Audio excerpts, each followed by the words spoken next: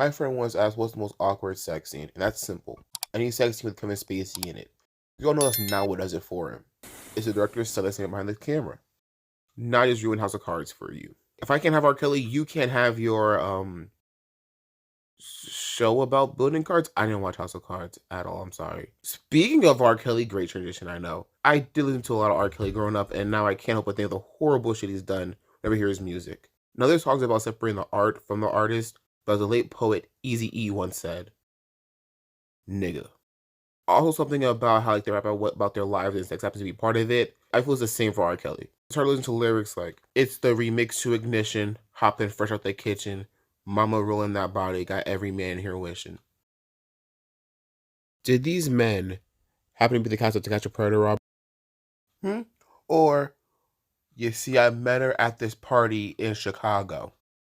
Did that party happen to be a middle school dance, Robert?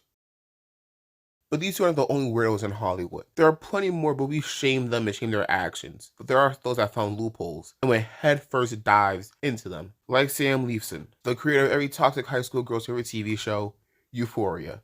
This show encapsulates the entire high school experience. I should know, and I've been doing it for about 4 years now. Sex, drug addicts, sex, buying drugs from drug lords to sell or use, busting nuts, depression and anxiety, more sex. The results of having your news being leaked. This one has now actually been debunked because the news are being leaked for $5 on OnlyFans. Sex.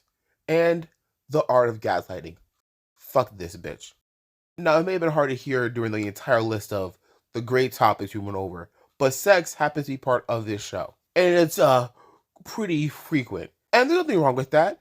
It just so happens that these are characters between the ages of 16 and 17 in high school. So a little weird, but like, and what we see in the show isn't all they shot. They had to get retakes, cut some stuff out, and knowing this freak, him, the editor, and probably his friends participating in a circle jerk of watching all the sex scenes they had to film and pick the best ones. And there's no, like special copy they all brought home. And he kept having this one girl in skimpy revealing outfits, and she just happens to look like a younger version of his mother. So that's. I'm not saying nothing. I'm just saying what I'm seeing. I'm not saying nothing. I'm just saying what I'm seeing.